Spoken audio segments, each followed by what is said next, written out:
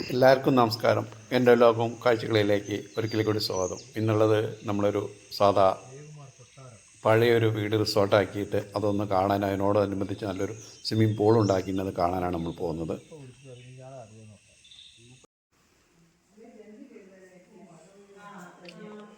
ശരിക്കും നമ്മൾ എല്ലാ തിരക്കിൽ നിന്നും ട്രാഫിക്കിൽ നിന്നൊക്കെ ഒഴിവായിട്ട് 1-2 ദിവസം നമ്മൾ ജീവിക്കണമെന്ന് ആഗ്രഹിക്കുകയാണെങ്കിൽ ഏറ്റവും നല്ലൊരു സ്ഥലം ഞാൻ നിങ്ങളോട് പറയുന്നൊരു സ്ഥലം വയനാട് അമ്പലവയൽ ജില്ലയിൽ പൊട്ടംകൊല്ലിയാണ്. അമ്പലവയൽ ടൗണിൽ നിന്ന് 6 കിലോമീറ്റർ പോയാൽ പ്രകൃതി കൊണ്ട് അനുഗ്രഹിച്ച ഒരു സ്ഥലം പൊട്ടംകൊല്ലി. അവിടെ ചെന്ന് കഴിഞ്ഞാൽ ഒരു പഴയ ഒരു വീട് ഭംഗിയായിട്ട് ഒരുക്കി വെച്ചിട്ടുണ്ട്. അത് കാണുമ്പോഴറിയാം അതിൻ്റെ പഴമ എന്താണ് എന്നുള്ളത്. ശരിക്കും നമ്മൾ കോൺക്രീറ്റ് കാടിൽ നിന്നൊഴിഞ്ഞ് സ്വസ്ഥമായിട്ടൊന്ന് താമസിക്കുന്ന ഒരിടം എന്നേ പറയാനുള്ളൂ. ഒന്ന് നോക്കി അറിയാം. പഴയ പോലെ സീലിംഗ് ഒക്കെ ചെയ്ത്, പഴയ മരം കൊണ്ട് സീലിംഗ് ഒക്കെ ചെയ്തിട്ടുള്ള ഒരു വീടാണ്.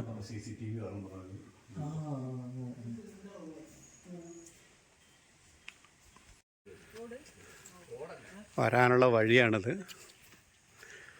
2 വീല് ഇപ്പോൾ 4 വീൽ ഇറങ്ങും. 2 വീൽ ഇറങ്ങാനുള്ള സംവിധാനം അടുത്ത് തന്നെ ആവുന്നുണ്ടെന്നാണ് പറഞ്ഞത്. ഇതാണ് ആ വീട്, പഴയ വീടാണ്. ശരിക്കും നമുക്ക് അവധിക്കാലം ആസ്വദിക്കാൻ പറ്റുന്ന ഒരു സ്വസ്ഥമായൊരു സ്ഥലമാണിത്. ആരുടെയും ശല്യങ്ങളോ ബുദ്ധിമുട്ടുകളോ ഒന്നുമില്ല.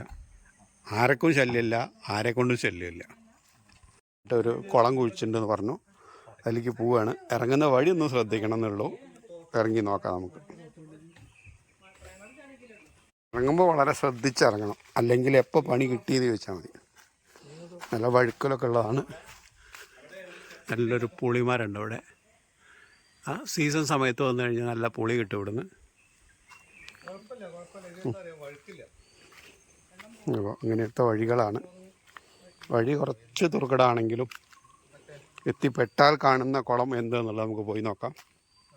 കുറച്ച് റിസ്ക് തന്നെയാണ് ഇറങ്ങണമെങ്കിൽ. നമ്മൾ നോക്കി ഇറങ്ങണം. അല്ലെങ്കിൽ പ്രത്യേകിച്ച് വയനാട് ജില്ലയിലെ മണ്ണിനെ പറ്റി മനസ്സിലാക്കുന്നവർ ശ്രദ്ധിക്കണം. കാരണം നല്ല വഴുക്കലുള്ള സ്ലിപ്പാവുന്ന മണ്ണാണ് വയനാട്ടിൻ്റെ മണ്ണ്. ചരലില്ലാത്ത മണ്ണാണ്. അതുകൊണ്ട് നല്ലപോലെ വഴുക്കും. അത് ശ്രദ്ധിക്കേണ്ട ഒരു കാര്യമാണ്. ഉള്ളൊരു പാലാണ്. ഒന്നുകിൽ അങ്ങോട്ടോ ഇങ്ങോട്ടോ സ്വലപ്പം തെറ്റിയാണ്ടല്ലോ ഈ പറഞ്ഞൊന്നാവില്ല. വളരെ ശ്രദ്ധിച്ചോളുക. പാലം കിടക്കോളം നാരായണ.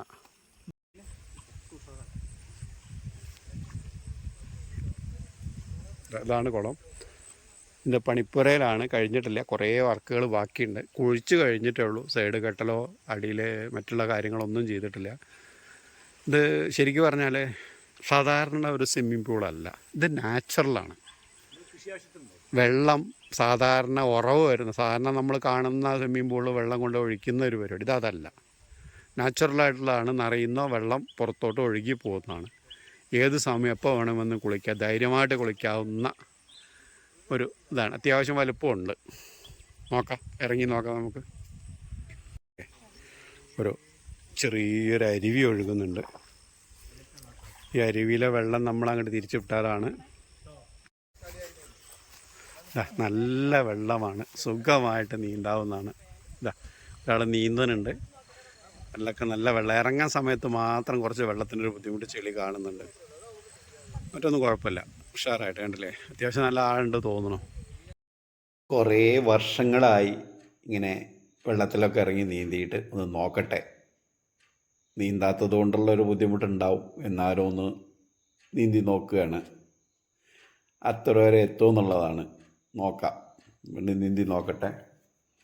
കാരണം സ്ഥിരം പ്രാക്ടീസ് ഇല്ലാത്തതുകൊണ്ടുള്ളൊരു ബുദ്ധിമുട്ട് ഉണ്ടാവും തോന്നുന്നു. എന്നാലും ഒന്ന് നീന്തി നോക്കട്ടെ. കുഴപ്പമില്ലാതെ നീന്തി എന്നുള്ളതാണ്.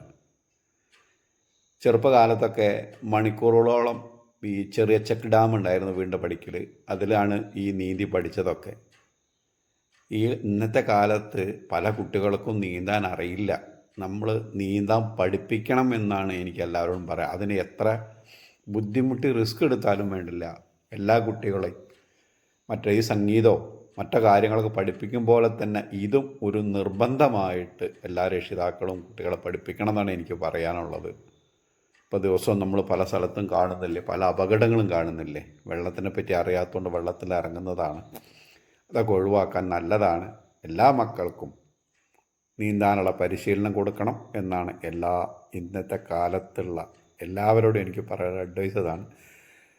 അത്യാവശ്യം നല്ല ആഴമുണ്ട്, നല്ല തണുപ്പ്, ആവശ്യം സുഖമുള്ള നല്ലൊരു തണുപ്പ്, നല്ല ആഴമുണ്ട്. നമുക്ക് കുളിക്കുമ്പോൾ അത് മനസ്സിലാവുന്നുണ്ട്. പുറത്ത് തണുപ്പാണെങ്കിൽ ആ ഒരു തണുപ്പ് വെള്ളത്തിൽ കാണുന്നില്ല എന്നുള്ളതാണ്. എന്തായാലും നീന്താൻ കഴിയുന്നില്ല ശരിക്കും, കാരണം കിതപ്പ് വരുന്നുണ്ട്. സ്ഥിരമായിട്ട് നീന്താത്തത് കൊണ്ടുള്ളതാണ്. ഏറ്റവും നല്ല എക്സസൈസാണെന്നാണ് പറയുന്നത് നീന്തണം എല്ലാവരും, നീന്തി പഠിക്കണം എല്ലാവരോടും. അതെനിക്ക് എല്ലാവരോടും പറയാനുള്ളത് മാത്രമേ ഉള്ളൂ. നീന്തി പഠിക്കുക.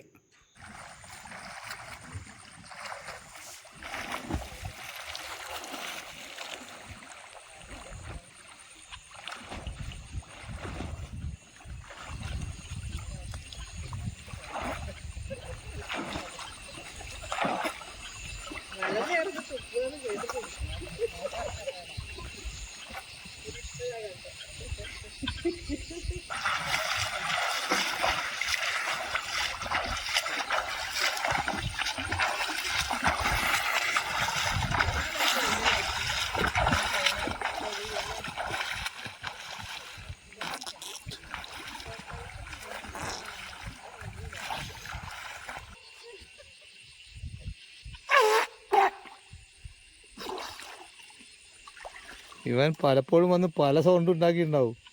ഇതിപ്പോ വെള്ളത്തിനകത്തുള്ള ശബ്ദല്ലേ. അനിതനോട് ചോദിച്ചാലേ അറിയുള്ളൂ.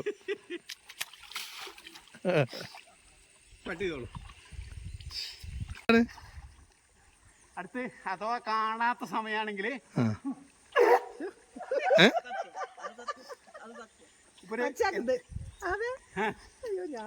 ഞാൻ വന്ന് കണ്ടില്ലെങ്കിൽ കുളിക്കുന്നൊന്നും കണ്ടില്ല എന്ന് വിചാരിക്കുക. കാരണം എന്താ, അപ്പോൾ നമ്മൾ കൊടുക്കുന്ന സിഗ്നലാണ്.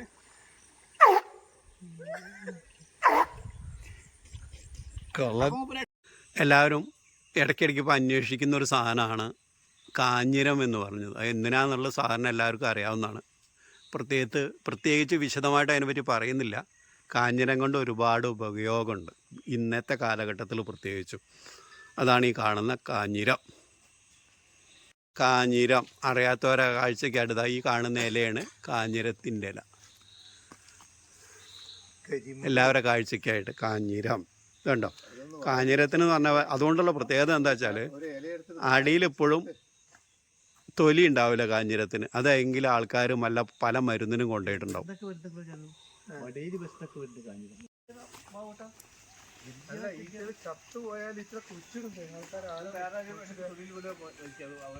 ഇതാണ് കയറി വരുമ്പോൾ ഒരു കയറ്റാണെന്ന് മാത്രം, പക്ഷെ എന്നാലും ഒരു സുഖമാണ്.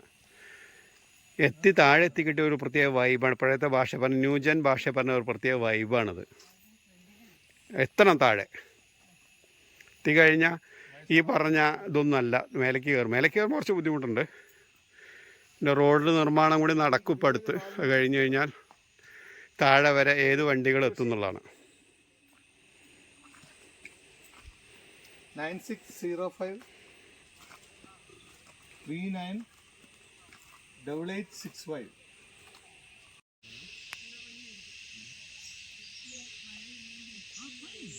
ഈ ഇലയ്ക്കൊരു പ്രത്യേകത ഉണ്ട്. സന്ധ്യ ആവുന്നതോറും മേലോട്ട് പോകുന്നുണ്ട്. കുറച്ച് മുമ്പ് വളരെ ചെരിഞ്ഞിട്ട് അതായത് ഈ നിൽക്കുന്ന ഇല പോലെയായിരുന്നു. പക്ഷെ ഇപ്പോൾ എല്ലാം മേലോട്ട് തലയുയർത്തി നിൽക്കുകയാണ്.